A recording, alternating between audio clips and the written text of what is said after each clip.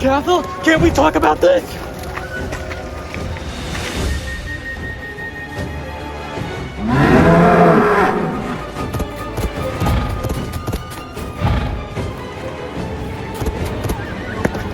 Did I mention I was lactose intolerant?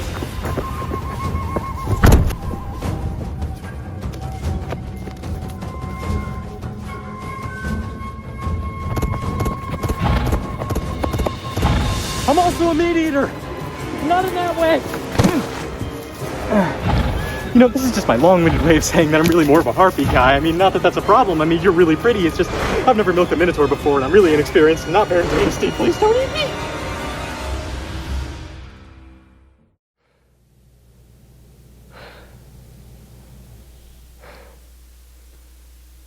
You guys ever wonder what it would be like to have the steak eat you for a change? The Minotaur. Dating the Minotaur. It has cost me much, but I finally have enough research material to be able to tell you without a shadow of a doubt that dating a Minotaur is actually probably not a bad idea. So for those of you still hellbent on finding the Milky Way, congratulations, your girl's still safe on technicality. I'll admit, I have found no evidence to suggest that Minotaur girls are bad. In fact, I have evidence to the contrary. The only negatives I was able to find is that Minotaur women are usually tall, strong, and bold, and have a lot of endurance, which is very intimidating, but that also is what makes them cute, especially when the facade drops and they sort of become tsunderes and you give them compliments about their hooves or something and they just get weak at the knees. Oh, that's so cute!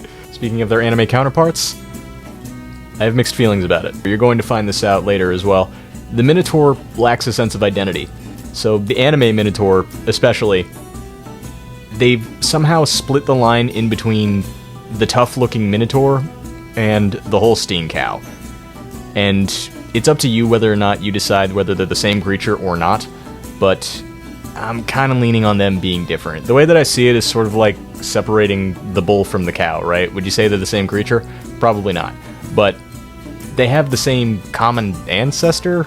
They're both bovine, if that makes sense. And that's just for the female Minotaur. The male Minotaur is just like the same across the board, and that's just the bull head, the muscular body, maybe a little bit of hair on the chest, but they are aggressive, at least that they are shown to be aggressive. It's the females that are everywhere, and there's no solid image to them. Like, the only character and physical traits that I could say most female Minotaurs have is that they are larger. They usually have the horns, maybe they have hoof feet, are shameless, and they are motherly for the most part, or at least they're very kind or very nice at their center, which, terrifying as they might be at first glance, there's just something alluring about it. But eventually you get too close, you try to seal yourself behind a locked door for protection as her animal instincts kick in, forgetting that she's strong enough to bash a 2x4 with her frickin' head. Then you jump out a window, running through tick-infested woods as she's chasing you down, trying to get you to perform family duties. She then pins you underneath the tree, trapping your body between the ground and that beautifully tall figure of hers, all the while flashing you that "please be gentle with me" look, to which your endorphins start firing off on all cylinders, your body starts moving on its own, you start to black out, your memory gets hazy, and you just lose all control. Insanity. It's not much, but it's honest work.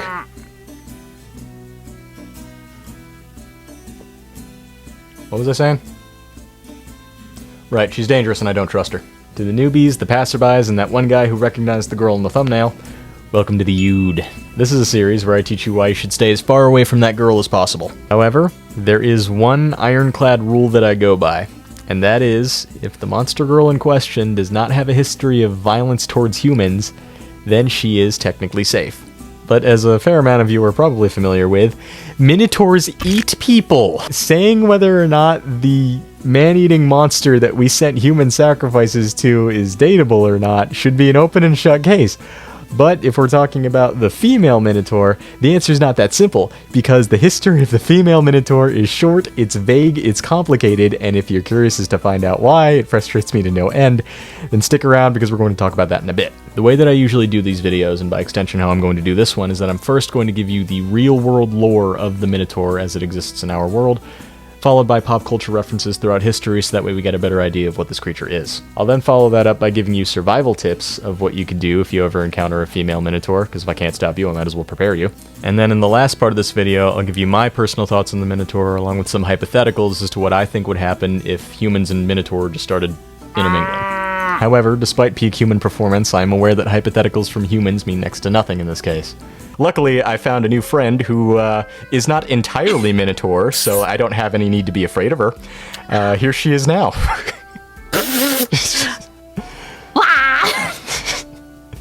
Yeah, come to think of it, I might not need to be afraid of her. I might need to change that wording. But you sure you don't need to be afraid? Hold on a second. Where is it? You sure you don't need to be afraid? oh god, stay away. I'm sorry. I promise I'll behave. Wrong eyes. There we go. Oh god, no pupils. She has no soul. Okay, this is Megami. How do I pronounce her name? Gorullia.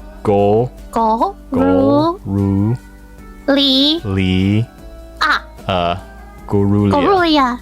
Yeah. Not gorilla. No, when I was searching your name to begin with, because Oshie was like, "Hey, I just got in touch with Megami. She said she's going to she'll get in touch with you." I was trying to look you up, but every time I got like some gorilla VTuber. So I was like, "Hold on, am I getting pranked here?" And then I was able to find you after scrolling down a little bit. Yeah, realized that I spelled it gorilla instead of Gorullia. Yeah, that's another gag in my community. They like to call me gorilla. I'm not a gorilla. And I've had a few people when I raid into them, they're like, yes, Megami Gorilla. I'm like... There's a U in there! Yep, okay. But yeah, no, Oshie was really nice. Because when I was talking to her, she's pretty cool. Yeah, because she lives in Japan actually. So I actually she does. Yeah, and I'm still in contact with her because I wanted to ask some questions for about Japan for like a future trip that I want to take. And a part of her academy, like her Discord, she calls the Academy. There was actually some people that live in Japan as well. One in Hokkaido where I want to try to visit. So that was cool. It's just we have. Zuzu and I have a mutual friend. Two mutual friends actually. They're from Hokkaido. So, yeah. That is so cool. They are from there. It's cold in the winter. It's like the worst. Cathal from Monster Musume. I'm putting her on the just as the eye catcher. Do you know what she looks like? Are you aware of it?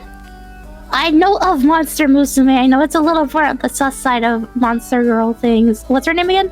Cathal, and that's spelled with I think it's spelled with a C or a K. Whatever the case, I'm cropping it in so that way you don't see too much of the chest, but you know, larger Minotaur. So I just wanted to get I wanted to let you know ahead of time. Yeah. Dear God, holy booba. Exactly. So like that'll be fair enough. I think she's more of like an actual like cowgirl though. Yeah, and that's actually something that I'm mentioning in my video early on, because the way that I'm formatting it is I talk about the anime counterparts first, and then I go into the history where I talk about Thesis and the Minotaur and all that, and then pop culture references. But the anime equivalents today they're cow women. They're not Minotaurs. Yeah. They're really just... There are Minotaur anime girls, but it's usually an anime representation. It's a cow. Yeah, they're all Holstein cows. And we're like cousins, basically, I'd like to think. So she has like hooves and things like that. I don't have hooves. I got feet. I got feet. Fake Minotaur. But alright, the contract's off. We're done. No. Which is why when she gets here, I want us to be on our best behavior, you friggin' degenerates. Hide the milk! Before we begin the information portion, I like to begin these by saying that I am not a solid researcher, and while I say that I've done a pretty good job of it, I could be wrong about some facts and details that I have found. That means if you find a Minotaur girlfriend and she ends up hurting you, don't blame me. If anything, I told you to be cautious. So without further ado, let's get into why dating the Minotaur may or may not be such a bad idea. The Minotaur originates from ancient Greek lore surrounding the island of Crete, where it's said to be from. The island of Crete currently sits within the borders of Greece, but back in the days of the Minotaur, or at least when the Minotaur was walking around, the island of Crete could have been considered its own country that was occupied by an ancient civilization referred to as the Minoans. For those of you keeping track at home, that's also where the Harpy's said to come from, officially placing Crete on one of my top 5 dangers to my health pilgrimage sites list. Universally, a Minotaur's character design is that of a half-man, half-bull hybrid, consisting of a bull head, a human torso, sometimes a bull lower half complete with tail, and is said to be really strong, very aggressive, and have a lot of endurance. To keep that strength, it is said that they require nourishment through human sacrifices, which is just a fancy way of saying that they eat people. Which, for the record, Filipino meat is not very tasty, doesn't cook very well, and is not worth your time. What I found most curious, though, is that the Minotaur origin stories do not originate from the island from where the Minotaur is said to be from, but rather from the Greek mainland. And keep in mind, the island of Crete is technically its own country and civilization at the time when the stories were being told. So, if the story is technically another country's monster, why is it Greek? Well, for one, the entire area, including the island, are Greek now anyway, so it really doesn't matter. But there is reason to believe that the Minotaur might have been used as, if you want to call it this, racist propaganda to describe a group of people that the mainland Greeks weren't all that familiar with, which leads us to the origin stories. As is the case with most highbrow monsters, there is a more scientific reason behind the origin story and why people created it.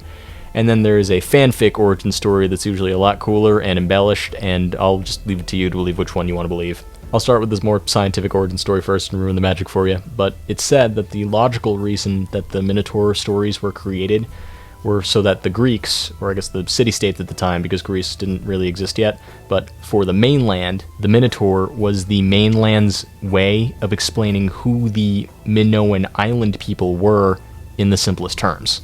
Even today, we don't really know all that much about the Minoan civilization, other than they were really big on trade, they had a written language that we haven't managed to crack yet, and the fact that they were a militarily powerful Bronze Age civilization that was constantly at odds with its neighbors over control of the sea. It's also noteworthy to say that when excavating Minoan sites, we found a lot of art pieces that depict bull worship. See, now it makes sense why I'm talking about these guys. So despite being a really powerful civilization, why did people of the mainland not know much about them? Well, shockingly, being an isolated military power that's constantly at war with your neighbors means that you don't really get a lot of visitors. But the few outsiders that do visit the island lay witness to bull worship and bull sacrifice and bull artwork. They then come home to the mainland to tell their families what they saw, only for information to get misconstrued along the way, like a game of telephone, and then rumors start spreading, and eventually you get to the point where there's an entire mainland that are just like, bull people. There's bull people over there, and they're very mean. So scientifically, or historically, it's said that this is how the origin of the Minotaur was created, that by this misconstrued game of telephone where people were talking about islanders and then eventually said that they were bull people, and then rumors spread that they actually had half-human, half-bull hybrids that roamed under the earth. And as weird and as bogus as that sounds, that the Minotaur story was created by rumors, we do have evidence to back it up, because when we were on Crete excavating Minoan architecture and artwork, we found thousands of pictures that depicted bull worship and pictures of bulls, but not one picture that depicted the Minotaur human hybrid that we are familiar with. But you want to know where we did find stuff like that? On the mainland. If you are familiar with my Harpy and my Centaur video, you'll know that the Greeks have a knack for explaining natural phenomenon that they don't understand using half-human, half-animal hybrids, and it's widely believed that they might have created the Minotaur to explain earthquakes that happened in the direction of Crete. You may be surprised to know that Crete sits on a fairly active fault line, which if you stayed awake in geography class, you know that's where all the earthquakes happen. To put it in perspective, California sits on the San Andreas Fault and is said to get about 10,000 earthquakes a year, whereas the island of Crete is said to get about 25,000. So while the people of ancient times probably didn't feel every earthquake, it's probably safe to assume that they felt enough of them to be like, alright, this might not be a coincidence, there's something weird going on here. With that, it's reasonable to assume, and many historians agree with me on this, that the people of the mainland concocted this story of an angry bull that lives underneath the ground in a labyrinth to explain why the earth suddenly shakes. And why is it an angry bull? Because the earth shakes the most towards the island with the angry bull people that we're constantly at war with over control of the sea. Anyway, that's origin story 1. The cooler origin story, and the one that you guys are probably more familiar with the labyrinth and the bull fornicating. I might want to change my word from cooler to something else, but that origin story is said to take place thousands of years ago, around 2400 BC, at the height of the Minoan civilization's power. Our fanfic origin story begins with our main character, King Minos, who is one of a set of 3 brothers who wants to prove his legitimacy to the people, and so goes to the gods to pray for, please make me look better than my brothers so that way the people don't question my authority. One of the gods, Poseidon, takes Minos up on his offer, and on the shores of Crete, washes up a beautiful white bull that Poseidon says, "Alright, Minos, sacrifice this and the people won't question your authority." So Minos takes the bull to the altar to be sacrificed, but before the ritual can be complete, he looks at the bull and goes, you know, this thing looks too good to sacrifice. In that sense, he kind of treats the bull like a new pair of shoes he doesn't want to wear, and decides instead to sacrifice another bull, hoping that Poseidon won't notice. Because, of course, disobeying the gods doesn't come back to bite anybody in the butt. I mean, what's Poseidon gonna do? Make my wife fornicate with a bull? So Poseidon goes to Aphrodite to curse Minos' wife to fall in love with the bull. Now that I think about it, Minos really got off easy with this one, because like for most of these stories that I read, a lot of them is like you disobey the gods, you get your arm cut off, or you turn into a half-human, half-animal hybrid, or like you get maimed in some way. Minos got to still be king, so his wife is the one that gets punished for his misdeeds, and she is made to do crimes against humanity with this gift from God, so I don't really know what to make of that. So Minos' wife really wants to have relations with this thing, but it's not having it because it's a bull. So using her royal connections, she decides to get into contact with one of the supposedly greatest engineers of the time, a man by the name of Daedalus. There's a good chance that a lot of people watching this already know about Daedalus, because he's the guy who made the Icarus wings, the ones where Icarus flew off into the sun, melted his wings, and he came crashing back down to Earth. But here, he's building something, I don't want to say far less cool, but so Minos' wife asks Daedalus to build a cow, a really good-looking one, so that way she can climb inside it, and you could probably guess what happens from there. Now, at this point in the story, you're probably questioning what I was at this point. Where is Minos during all this? Well, the best I could come up with was that he was probably just distracted being king, or he was fighting the Athens, or like he was doing something, but whatever it was, he was too distracted to notice that his wife and Daedalus were committing crimes against humanity. And the other thing I'm wondering is, like, why did Daedalus not put the kibosh on this? Like, he was the one who had to build it. I guess he was, like, forced to do it, otherwise he would have been put to death or something, because the royalty asked him to do it, but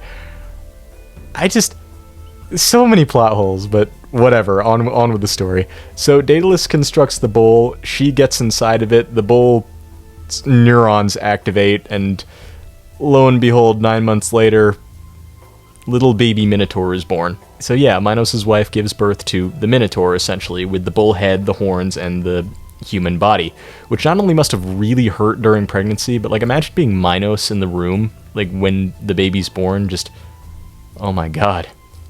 I impregnated her so hard that the baby came out malformed. So Minos, out of the goodness of his heart, or because he just found military potential in having a half-man, half-bull prodigy at his whim, decides not to kill his newborn son, and instead wants to raise it, or at least he gets his wife to raise it. I'm sure he's still distracted doing kingly stuff. So she does her best to raise him in the royal court, and even gives him a name, Asterius, which, man, just ancient people just had the coolest names.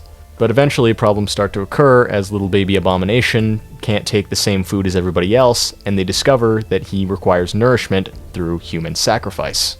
This just gives me so many questions. Like, did they find this out gradually? Did they have to replace the maid staff every week because he just kept eating them? Or was it just something that happened little by little? Like, he started taking fingers at first, and then the king and queen were just like, ah, yeah, that's just little baby Asterius. He's a finger nibbler. Don't get too close. Whatever the case, little baby Abomination became way too strong and problematic, to the point where they couldn't even put him away somewhere because he was too strong for whatever prison that they would put him in. And unfortunately for Minos, he couldn't order this thing around like the military weapon he wanted because it was too far gone to understand human speech, let alone lead an army. And it goes without saying, but at this point, Asterius the Minotaur was said to be so strong that you couldn't even send an assassin or a team of assassins to overwhelm him. Now, throughout this time, it's also important to say that Minos has been at war with the mainland of Greece and the city-states therein, so he's been dealing with his Minotaur's son in addition to running a country and fighting a series of wars, where one of his other sons actually ends up dying as a result of, I think it was an invasion of Athens. That becomes important for later. So let's bring it all together from Minos' point of view. You are king of an isolated island nation where the biggest problem facing you is your half-man, half-bull son who you can't imprison, can't order around, and can't kill, and if you leave him alone, he's going to ravish the entire island, eat all its inhabitants, and you have nowhere to run because you've been fighting the rest of the world. I can't say exactly what Minos must have been thinking around this time, but I'm sure it was something along the lines of... Eventually, Minos did come up with an idea of how to imprison the Minotaur, and with the help of the engineer Daedalus, came up with a pretty clever plan.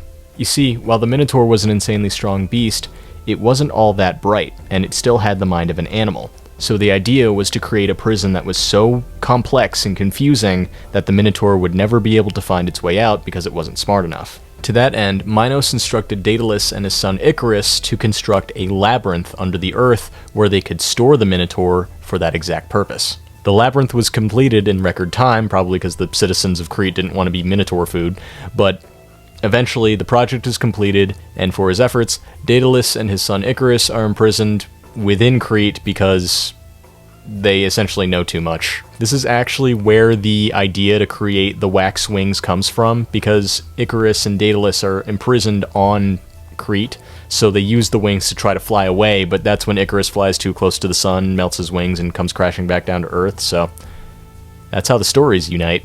Anyway, while they manage to imprison the Minotaur underground, they don't solve the problem. Because you see, the Minotaur is still a strong, hungry animal that, if it's angry, will start shaking the earth and it will destroy the buildings as if it were an earthquake. Go figure. And so it's decreed that human sacrifices must be sent into the labyrinth after a period of time, so that way the Minotaur doesn't destroy the town from underground.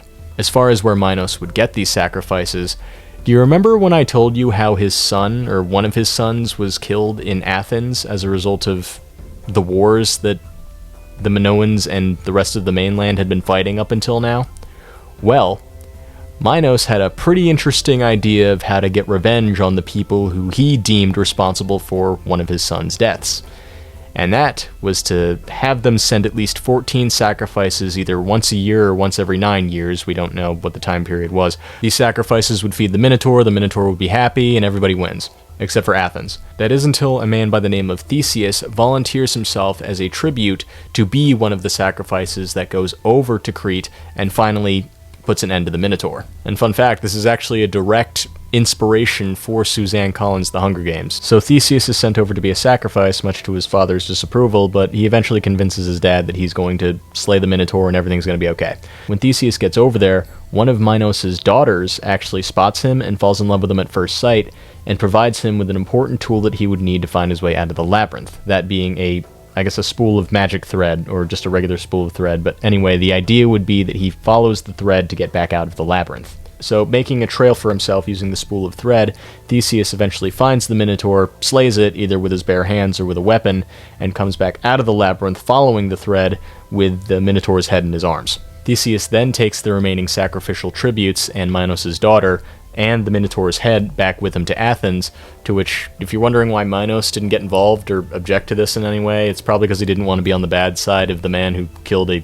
unkillable monster. But anyway, they all go back to Athens, except for Minos' daughter, who Theseus apparently just leaves on an island, like, just straight up just leaves her there on the way back, which, mean. But I think what happens is that the daughter that was left behind eventually falls in love with a demigod, or like a god who came down to her. I don't know, she gets a happy ending. Whereas Theseus does not get off quite as easy, because he forgets to do something important that he promised his father before leaving to slay the Minotaur. You see, it was the Athenians' tradition to send the sacrifices off with black sails as a sort of mourning ritual. So what Theseus promised his father was that he would replace the ship's sails with white sails instead of black ones, to show his father that he was returning home safe.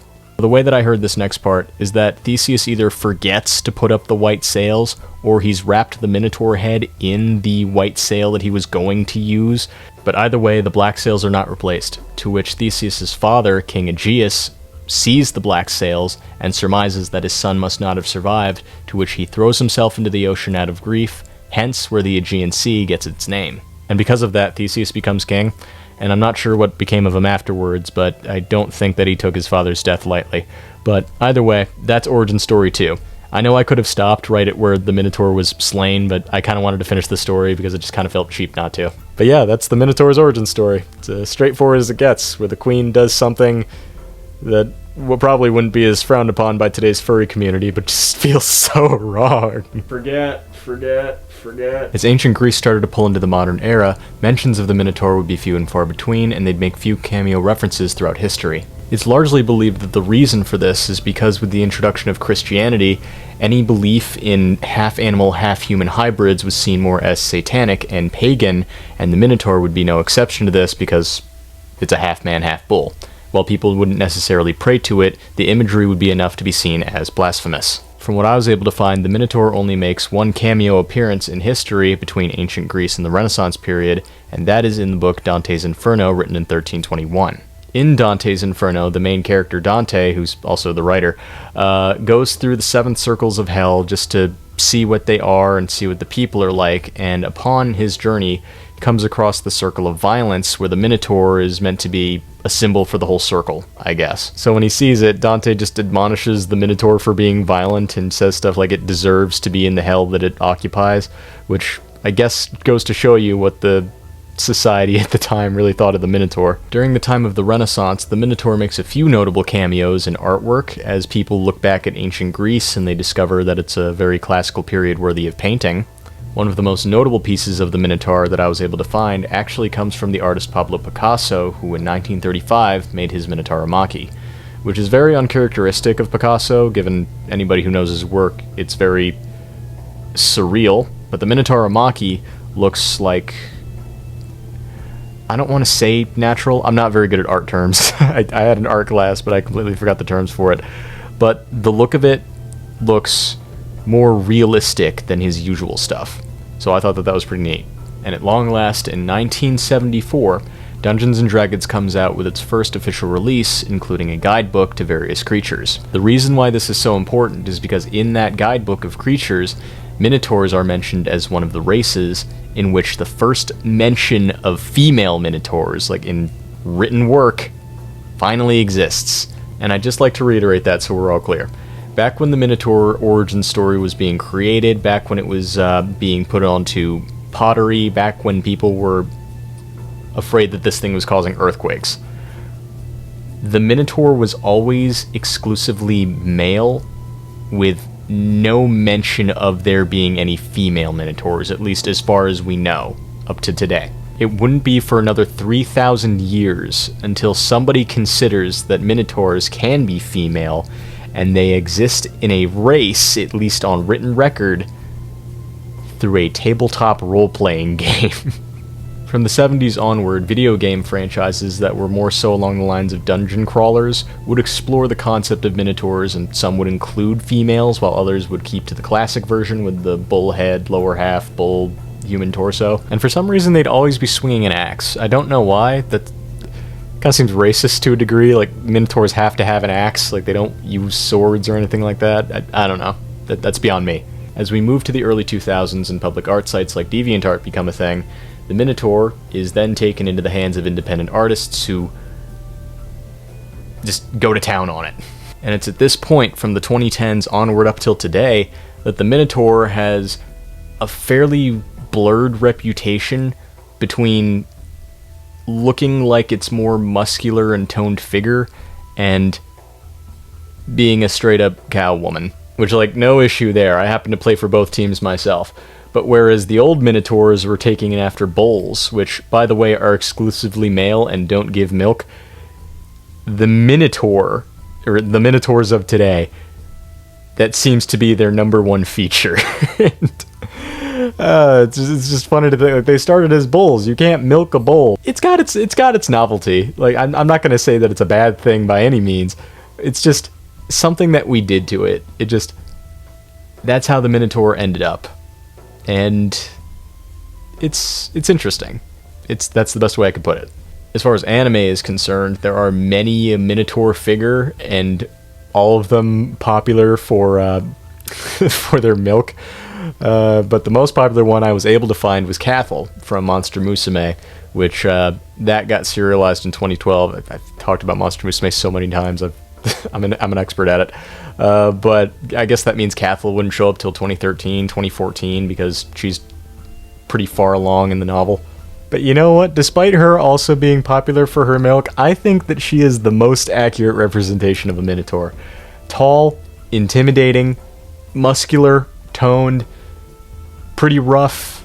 I like how she's a tsundere as well. That's my kind of Minotaur. I can get behind that. Though I know full well if I try to fight her in a game of flirtatious dominance, that is not a game that I am meant to win. I am better off running for sure. As are you. Leave. Get out while you still can. No more milk, Cathal. My bones are strong enough. But that's female Minotaurs. When it comes to the male Minotaurs, they've still maintained their ancient Greek classic look, I guess. Because I think back, the most popular one I can name is the Minotaur from, is it wrong to pick up girls in a dungeon? I'll just call it Danmachi. The Minotaur in Danmachi, who looks very much like the classic ancient Greek Minotaur, and you'll have a lot of those examples in anime.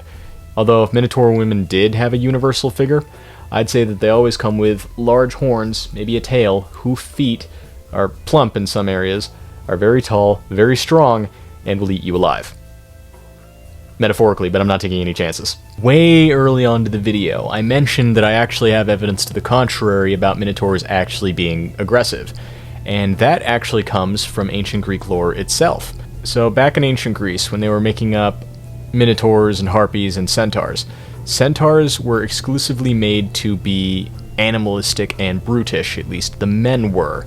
There were a few exceptions, like Chiron, who I think was one of the wiser characters in ancient Greek lore, but they specifically made the centaur women the nicest beings just in the monster world. They exclusively do not harm humans. They go out of their way to try to not harm people, and instead are more so into the arts and are into dancing, and they actually see humans in a fairly romantic light. The Minotaur, while the Greeks did not create a mythos around Minotaur women, it's very much possible that they could have taken the Centauridae, as is the name of centaur women, and did the same thing for Minotaur women. We may never know, because the ancient Greeks don't have a written mythos for female Minotaurs, at least not one that we were able to find, but it's at least something to think about. Do I have any survival tips for what to do if you run into a female Minotaur? Not really, because, well, given their complex nature and identity crisis, you're either going to run into a nice one, and if you do, great, no danger. But if you run into a more aggressive one, take out a life insurance policy? Nah, I'm just messing with you. Antagonist does have a single tip for you in case you ever run into an aggressive female Minotaur who is after you. Close your eyes so you don't see her coming. The key takeaway is the Minotaur is confusing, dangerous, and has so many unanswered questions about it. But lucky for us, I was able to find a contact who might be able to help us answer some of these questions. Welcome on behalf of Antagonist to a script that we are doing totally once. This isn't our third or fourth take whatsoever. Absolutely authentic, original. Did not mess up twice in a row. This is absolutely 100% authentic. Thank you for coming. This is I know that it must be tough. Yeah, I know it must be tough being a Minotaur goddess. You must have a busy schedule, so it feels great for you to come down and visit us mere mortals. How are you? Thank you for having me, Anton the Flesh Man, and totally not the bajillionth time we've done it. Yeah, okay, so for those who don't know, this is our fourth time doing this. The first time because the files got corrupted. Oh, right, okay. Hypothetically. No, first time. Correct. There is no corrupted files on YouTube TV or on YouTube Antagonist. There's no corrupted files on YouTube Antagonist. Absolutely There's no corrupted files. Strictly professionals. Hypothetically speaking, the first footage may or may not have been corrupted. The second time, we may or may not have been sharing the screen correctly, i.e. me. And the third time, I may or may not have choked on saliva, thus having us restart for a fourth time. Allegedly, mind you. May or may not have happened. Totally didn't happen, by the way, because we are professionals. And because of that, I now ask you, definitely not for the fourth time, What is That's your first time asking me. What are you talking about? It is the first time, correctly. Yeah, no, that is correct. You know this a lot better than I do. In all of your abundant wisdom, I am here to ask you, because I am so curious, what is the lore between you and Zuzu? Because you guys are cursed, but I don't know the extent. Yes. So, basically, since it's the first time we're talking about this, basically, I was minding my own business, and I got chosen by this really petty evil king to be sacrificed to a monster. I'm not sure which, with 6 other people. So 7 of us got chosen to be sacrificed to some kind of monster, and they threw us in jail. And the night of me supposed to be getting sacrificed, some weird bird came to my window, realized one of the bars is loose, and helped me escape. And as I was running away from this crazy ass place, I started sprouting horns and ears and a tail, and things started changing crazy because it turns out that king, instead of chasing me, decided he was gonna put a curse on me to become the very monster I was going to be sacrificed to. And so, not a very fun experience, as you can imagine, things sprouting out of my head and my ears changing. No, I've gone through puberty once. It's certainly not a fun time. But I can't say it equates to like horns growing out of the head or anything, but no. Maybe you had it worse. Maybe. But as I was running, a beautiful goddess, I don't know which one, but she was very pretty, came down and realized, oh, that's not good. And she decided, I'm going to lessen your curse. She couldn't fully take it away, but she made sure I didn't turn into a full version of the monster I was going to be sacrificed to, which I'm, again, assuming is a minotaur based on what's coming out of my head, right? And stuff. And then she looks over at this bird. It's a red and black crow. Crows are not usually red and black. And realized, that's a man! And so she allowed it, Zuzu, which is my husband, to freely shapeshift between crow and man. Because it turns out the year prior to me getting thrown into prison for sacrifice, Zuzu had been cursed by the same king. He was a wandering bard, and he wandered into town, and the king was like, I like your music, all for me, but now you're gonna be a crow, so you can't escape, so... And long story short, we both escaped. The goddess was very kind and allowed me to be a minor goddess of those who play games. So I'm not like a super major fancy goddess. Maybe one day, I don't know. And Zuzu is my husband. So we're happy, we're married, and I decided to do this thing called VTubing because, I don't know, mortals seem to like that. So I started doing it. Well, I'd say you're in the right market. I'd say that it certainly fits for someone of your caliber. I mean, those of the demi-human race are really getting attached to it, and now it's a multi-billion-dollar company at this point. Billions of dollars.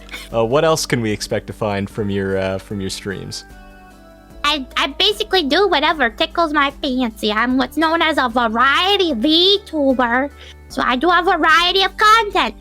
I mostly play games and do art. Those are like my main chunks of things. But on occasion, if you're really lucky, you may or may not get to see behind the veil and see my gloved hands. Da da da. Oh god, no! I don't think that's enough for mortal eyes. I don't think we could take something like that. But when I do those, I like to build Legos or around Halloween, I'll carve like a small pumpkin. I did a turnip one year. I carved a turnip. Things like that, or didn't even think that I'll was a show thing. like, yeah. So turnips were before pumpkins, but that's like a whole other video. I could yap about it. But cool. I usually will do something crafty, or if I have like a haul or snacks I'm trying, you get to see. All right. Just my hands though, with gloves on. All right then. Odd question. What's the weirdest thing you've ever crafted? Or I guess the weirdest material you've ever used? Or would you say turnip is the top of the list? I think turnip's pretty up there. I could see why they were used to ward off spirits because, oh my god, it was so stinky. My entire office just was like pungent turnip. Have you ever like smelt horseradish? Yes. I think because they're in the same family. Yeah, imagine that like times 10. I was wearing a mask, like a surgical mask, and it was like seeping through it. Okay, next question. How did Zuzu feel about like walking in on you wearing a gas mask, cutting up a turnip?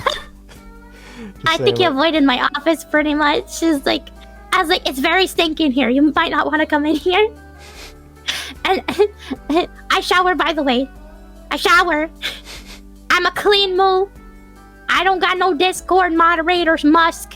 What I wish to do is I wish to humbly borrow your knowledge and wisdom to help me out with some Minotaur hypotheticals, because usually at this point in the video, I talk about hypotheticals regarding the monster girl of the video.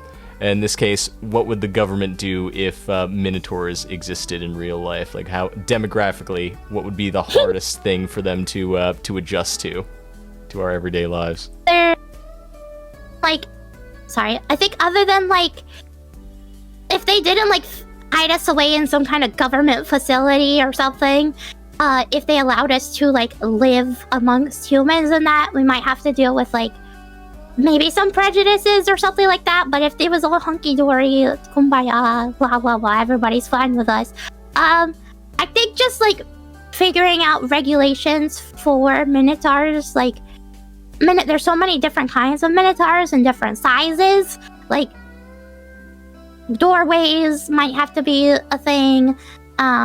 Minotaurs age differently, so figuring out like ID verification or things like that. I think that sort of thing would be kind of tricky. And then just like blending into society, depending on like the society, some might be more okay with it. I think places with like that might have religions with cow-headed gods or goddesses might be more chill with us, but other places might be like, get back, dairy. Especially if there's like a more cow-headed Minotaur. Like, I don't have a full cow head. Yeah. Yeah. Do you think places like Longhorn Steakhouse would go out of business because of your existence? Nah, I think they'd like capitalize on that. Be like, you look a Minotaur like steak, Minotaur Steakhouse. It sounds so wrong. I feel like they'd be like, perfect. It sounds awful. But I feel like they would be like, you know, a perfect opportunity for advertising, you know. Yeah, and then what about smaller stuff? So we got like rodeos that happen down in Texas. Do you think those would be like stomped out because it's just it feels, how can I say, maybe demeaning to the Minotaur race? Or do you think they'd take advantage of it as well? Like, yeah, we could do this better than humans can. I think like cows are not related to Minotaurs unless we're going with, of course, the classical mythos, the original one. You know, cows and bulls not really related. So I think there's enough separation, kind of like cat girls are not the same as regular cats typically, type of thing. So I think it would really depend. There might be like, you know, people just like people are bothered by different things. There might be Minotaurs that are bothered by cows, you know, that sort of thing. But I think it would depend. Generally, probably it would be fine. You know? Yeah. And then mostly, I guess, like, the little stuff. As you said, going through doors might be tough depending on how big the horns are. Minotaur builds, I imagine, are usually taller. You're maybe not the best example, but I'm sure you'll have some Minotaur-inspired events. You'll have, like, bovine or just, like, conventions in general. Bovine con. Perfect for you. Fucking the Renaissance Fair. Perfect for you guys. Yeah. College toga like parties, perfect for you guys.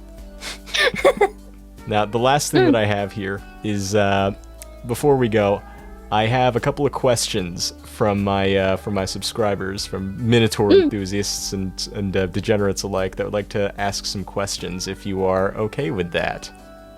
Upon me what the mortals wish to know. Yeah, and before we begin, I'd like to say we are putting the kibosh on the milk questions. Like, I bet no milk questions. When I first put out the call, like when I blew the horn and put out the call for these questions, like half of everybody went for the milk, which We are a classy bunch of antagonists. We are the gentle sirs and madams of the degeneracy who must show the strength of our resolve through our restraint. So we will not proceed that, especially if we want to and keep inviting people on for interviews. So boundaries are important, and respecting boundaries is sexy. Couldn't have said it better myself, honestly. All right, so first question we got from Matthew Mayhew. He asks, do you enjoy living in labyrinths, or is it open fields you prefer? If labyrinths, then why? Well, I like nature. I like touching grass, and despite being a VTuber, a filthy streamer, I like to go out and touch grass and be in nature.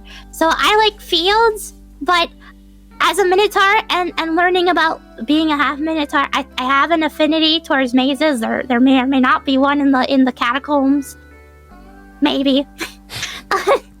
Labyrinths and things like that. So I think I'm learning I have like affinity towards labyrinths and mazes.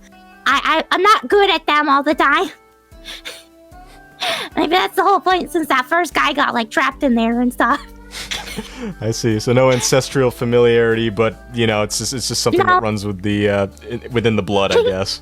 Yeah. Can't help it. I figured out that I can occasionally banish someone to a labyrinth, so working on that. Is that like wireless? Are you able to just like point at somebody and make that happen, or is it like Death Note rules? You got to get their name and their identity first.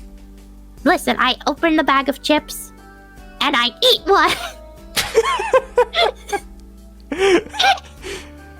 No, I'm not sure. I'm still figuring it out. I think it might be like a Wi-Fi thing. I just look at you and I'm like, labyrinth. Oh shit. Okay.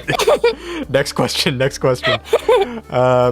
Neskta asks, how do you feel about your ancestor Asterion? Now, you've already clarified you are not of his house, like of his bloodline. Just to be clear, my mom was not having relations with a white bull on the beach. That's not how I came to be. We're not going with that. Yeah, no as mythos. Per the original legend. So that just to clarify, you have no familial relation to the original Minotaur at all. No, nothing like that. No. My mom was a lovely woman. She did not do anything suspicious with a white bull on the beach. I got cursed this way. He kind of just like his mom messed around with the bull, and he kind of came to be as an abomination, and now he's got to live in a damn dark place and eat human flesh. That sounds kind of rough, buddy. I understand you shaking the ground. I'm not gonna lie, when I was reviewing the questions with you, and it said that I thought they were referring to Asterion from Baldur's Gate. Oh yeah, we could ask that one too. I was like, I like Asterion. I know it's kind of basic. I haven't played the games yet, but I've watched Zuzu has played it a few times, and I have a few like Asterion things because he's such a sassy little vampire man, and I think that's fabulous. Does Zuzu play better than you? Probably, yeah. I haven't played. We do have like D&D groups together with some IRL friends of ours, but I haven't played Baldur's Gate. I just watch. I don't think I have the patience to go through actual Baldur's Gate, but yeah, Asterion, I love his character. His voice actor is really funny too, so yeah. I thought he was talking about Asterion, like, I didn't know Minotaurs were related to sassy elf vampire men. Yeah, I mean, all this says is how do you feel about your ancestor, Asterion, so maybe like Netska just assumed that you were related to the Baldur's Gate guy? I mean, I do have white hair. Yeah, for all I know, that's what he was asking this entire time. So it's like egg on my face, I guess. I could have been wrong. Next question. Lux Exterior asks, how inconvenient are your horns from day-to-day life?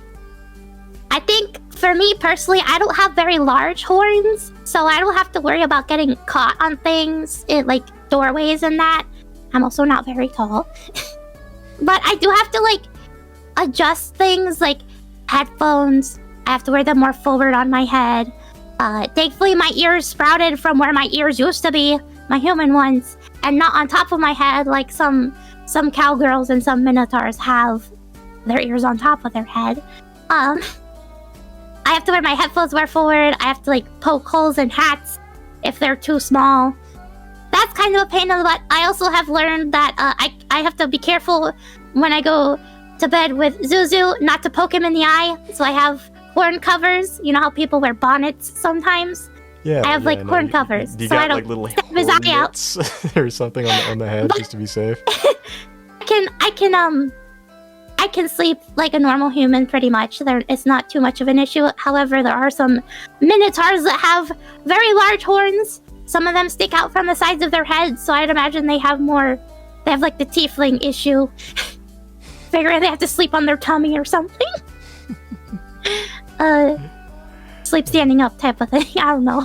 This actually goes in tandem with the next question by Fansnith, who asks, are there ever horn trends, or do you think there would be horn trends for minotaurs? Would it be popular to shave them down, to make them small and cute for one generation, maybe make them longer for the next? I think it would be cute. I haven't personally tried decorating my horns or doing anything crazy with them. I'd imagine maybe someone who might be like not wanting their horns to be long, because horns are made of keratin, same thing like your fingernails, so they can grow. So I guess if someone wanted to shave their horns down, they could. It'd be like a punk rock look or something. It's edgy, shave your horns down, you know? But I would imagine like there would be like horn decorations, like adding flowers or like horn cuffs or drilling holes like earrings and things. I think that would be fun. I haven't personally tried it. Maybe painting your horns? That'd be cute. Like hairstyles or something. Do you think painting your horns would be the equivalent of like a teenager acting out against their parents? Just like that. It's not a phase, Mom. You don't understand. I do what I want. If I want to shave my horns, I'll shave my horns. You can't make me. I do want, Mom. You can't make me. You just don't understand me. Hair flip. But yeah, I think that would be fun. I haven't personally tried it. I would imagine so. Like, I got horns now. Why not decorate it?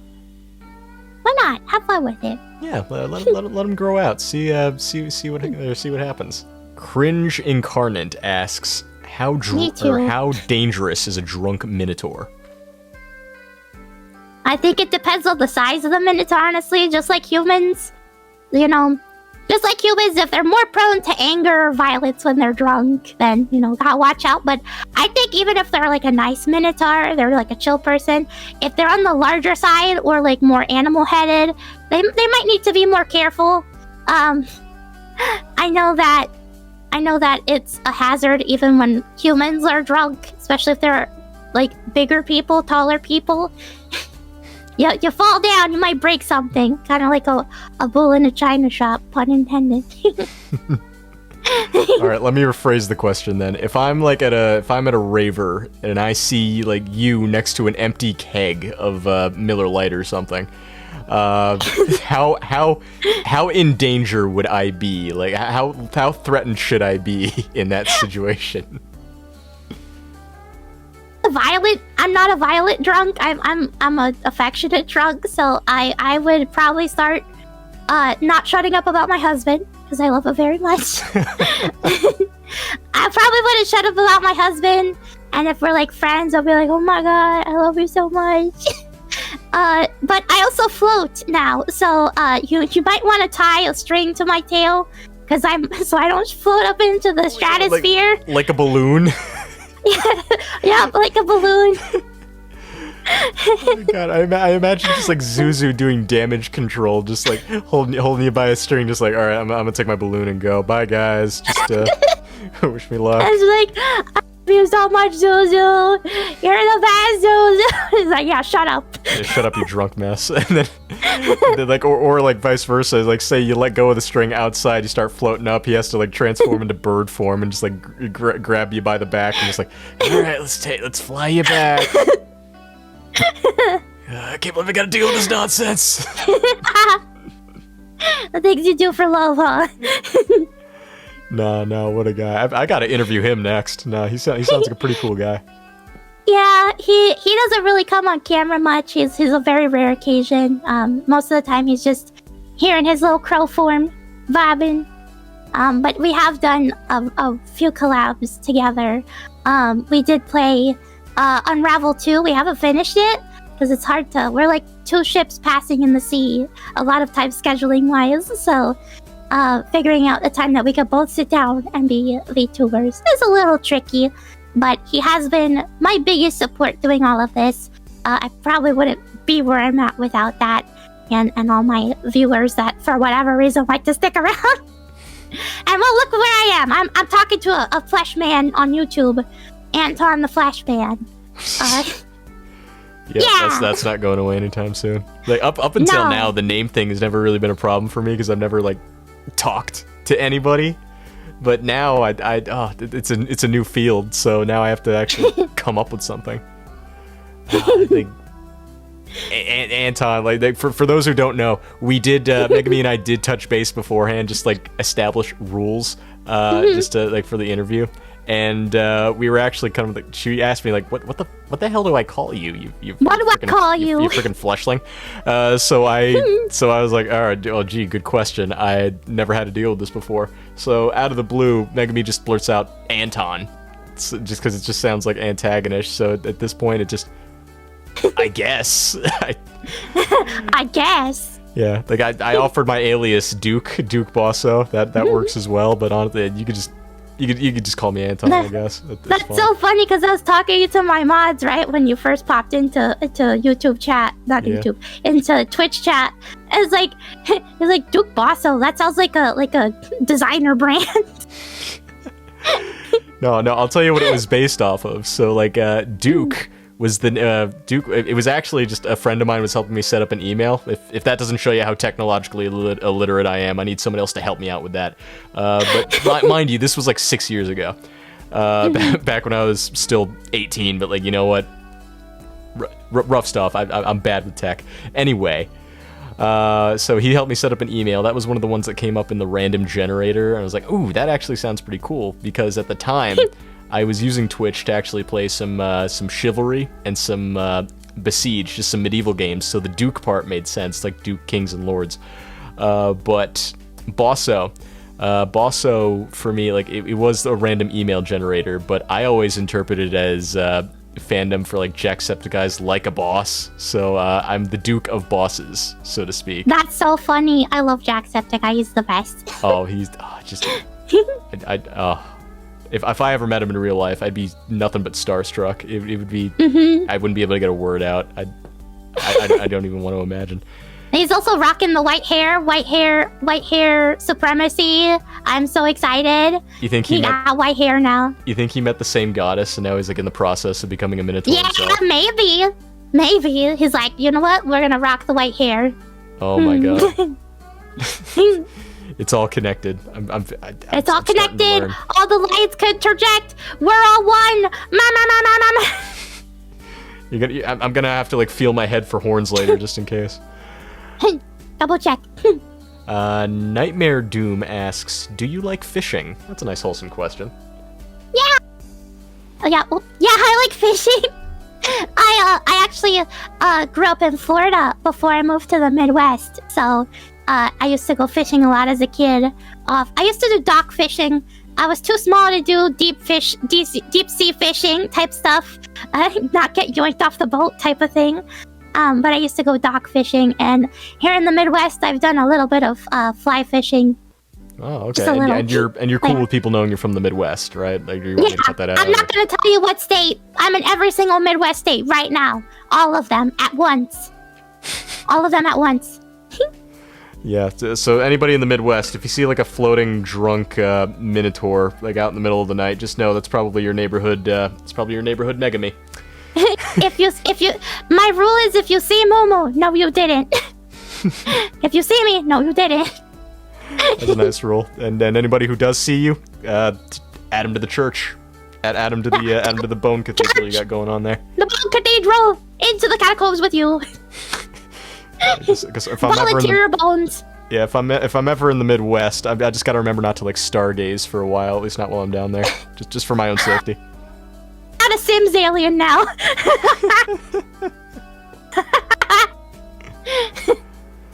This isn't the Omegaverse. As far as I know. I'm still figuring this all out. Like this is just my first interview. Like who knows what? There's like a wider world out there that I still haven't figured out yet. A whole new world. Disney don't copyright strike this. Yeah, well, what are they gonna do? You're a goddess. What were you saying? Goddesses still have to follow the rules? The rules. No way. I try to be an upstanding citizen as much as possible. Yeah, you try to stay out of the limelight so that way the king doesn't find you again. Basically. Here we have a question from Sam Fish. They ask, do you eat steak? Technically not more cannibalistic than eating humans. Yes, I eat steak, I eat hamburger, Really? I eat ground meat, I eat all the stuff, yes. Mostly because, again, we're going back to the cat girl thing. Cow does not equal Minotaur. There's enough separation that, yes, it's not cannibalism. Yeah. Alright, I eat steak. Alright, extension to that question. Does Zuzu eat chicken?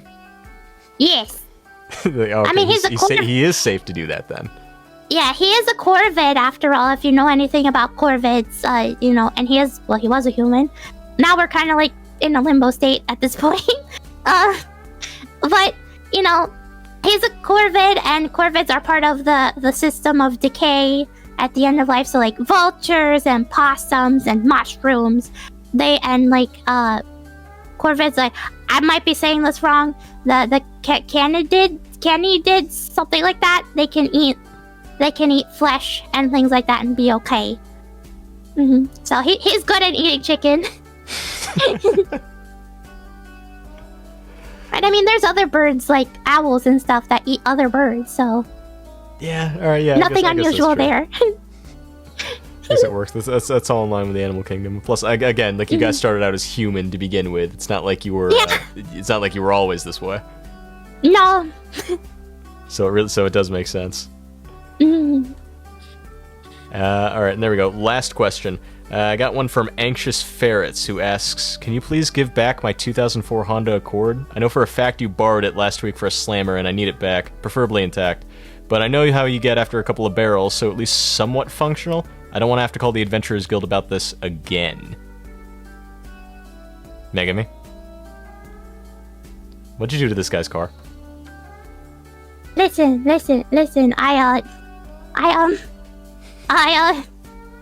You'll never catch me alive. You'll never get me. I have your car now. I go fast. I have a need for speed. But You'll never catch me. You float. You don't need a car. I don't understand. Like, because like the worst part of this is that Nonsense. It's a nice car. no, because like the worst part, like Anxious Ferrets, I think deserves to be anxious then, because like you apparently did this on more than one occasion, according to him.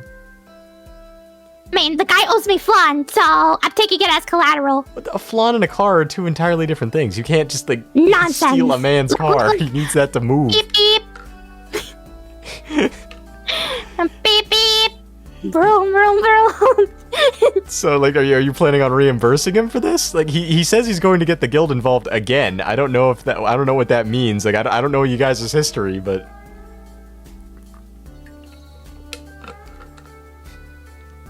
Megami, give him back his car. No! It's my car now. Anxious Fair. I tried, man. I tried to get you justice, but it's just she said no. There's nothing that I could do from this point. My hands are tied. I'm sorry, man. I've been in this place before. I guess that's just something you have to worry about if you're living in the Midwest. If Megami wants to initial D your car, she's gonna do it. No I'm gonna turn those tight corners of the Midwest. I got a need for speed. I'm gonna put that gas. My car now.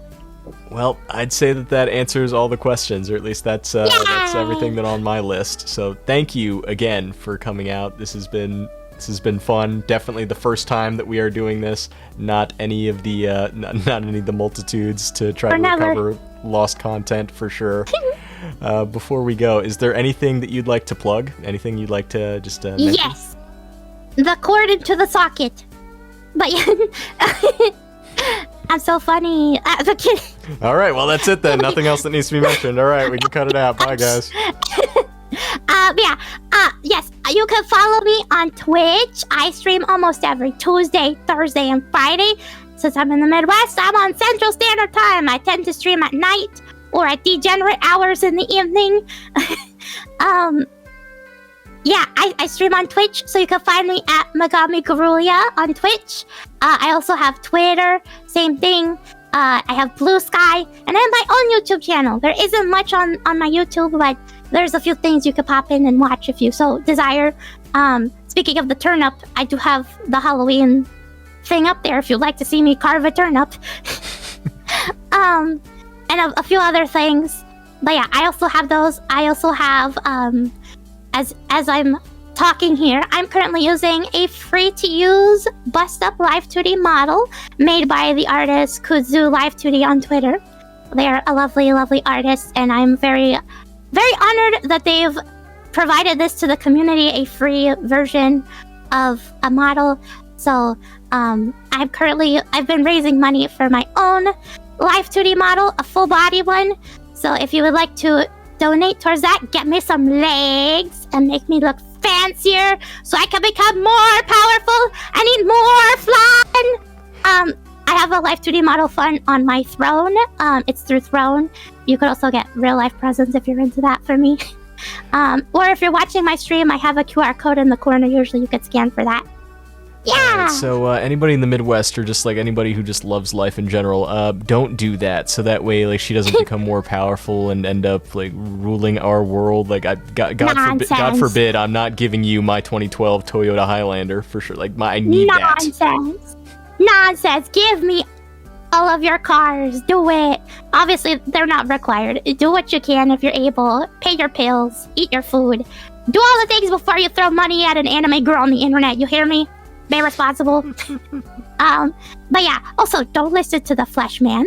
Listen to me, the anime girl. It's a trick. She's trying to convince you. you. The anime girl. I'm the one who's trying to. I'm telling you, you wouldn't want to date. I'm the one who's been giving you the helpful advice here. Listen to the anime girl. Don't listen God to forbid y'all listen to me. Man. It doesn't mean it's not like it's not like I'm out here trying to save your lives or anything. 2D is best. Don't listen to 3D. I'm just kidding, but yeah, that's pretty much all of I wanted to plug in. All right, sounds good. So that just about ends everything here. Again, thank you for coming. Like, because it's just being our first guest, maybe the last, depending on how this goes. I'm not really sure. Dun, dun, dun, dun, dun. But no. I mean, a year ago when I started this channel, I never thought that I'd actually be talking to a VTuber, interviewing them, and now. It still feels surreal to me. Like I know I've said that I sound like a broken record. I have literally said this 1,000,000 times to you. It means the world. Thank you. Honestly, I never thought I would be doing something like this either, let alone like with a stranger. Like, who is this guy? What is he doing here? You guys like watching this, man? I feel like a lot of it's just because I'm coasting on the image of anime girls as part of my thing, you know. Until somebody works out the fan art to turn me into an anime girl, in which case, when that happens, I'll know that I made it for sure. Artists, you know what to do. Artists in the comments, you know what to do. Draw him as an anime woman. Yeah. Big, thick booba. No, stop. You know, I don't know how, but after that, the Minotaur simultaneously seems safer and deadlier than ever. Nah, Megami's pretty chill. And while I'm not lending her my SUV, I will put her link in the description below because she is a freaking saint. Not just for letting me interview her, but also for letting me do it a second time after a tech malfunction botched the first one. I am not kidding. Her streams are late night and they give you that relaxing nighttime kind of feel. It's nice, so I definitely give it a watch. And also, if you watch long enough, you can get points that you could trade in to make her move for 5 minutes. Also, full disclosure, she rickrolled me a few nights ago, and if we can get revenge on her by hopping on her stream and making her move for a solid hour, I'd appreciate it, thanks. Overall opinions on the Minotaur? I'd say they're pretty chill.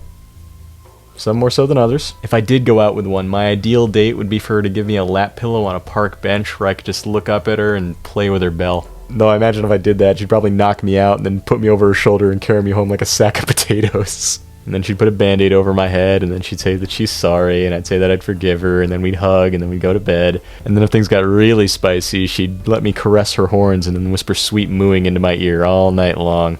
You know, I'm only just starting to realize that with this whole Minotaur identity crisis thing, I think I might be part of the problem. I don't quite know where to put this one, but Megami just let me know that she and Zuzu were watching Shield Hero Season 4, and the episode they just watched had female Minotaurs in it. Go figure. So these ones actually do look more like bulls and not the feminine feature. So just add that to the identity crisis, I guess. They can look like anything and everything. But Minotaur girls are technically safe, not definitely safe, so I'm still hesitant to say dateable. But at the same time, they are also, like, what, 5,000 years removed from their ancestor, so I guess it might be time to bury the hatchet, so to speak. My personal favorite would be the Cathal body type, but at the end of the day, it really depends on the Minotaur and the bravery of the fella who's willing to commit himself to a lifetime of farm work. And that is all I have on the Minotaur. I know I say it a lot, but this one's definitely going to be a long one, so if you stuck around this long, thank you. If you have been anticipating this video, sorry it took a while, but, you know, I wanted this one to be grand, and everything from running through the woods to arranging an interview, which is something I never thought that I'd do for this series, it was incredible. And I'm, again, thankful to Megami for allowing me to interview her, especially after she watched some of my previous content, which I thought for sure that would sink me, but it didn't. And I know it's hard to trust a novice, especially one who has never done this sort of thing before and runs a series called the You Wouldn't Want to Date series. But even still, she powered through it, and it ended up being something that is great. At least I think it's great. So you guys should definitely give her a watch. She's cool. She's like a danger to anybody within the Midwest, but she's cool. Look forward to future projects coming down the line. That's all I can say. Anyway, that's all I got for you. Sayonara, suckers.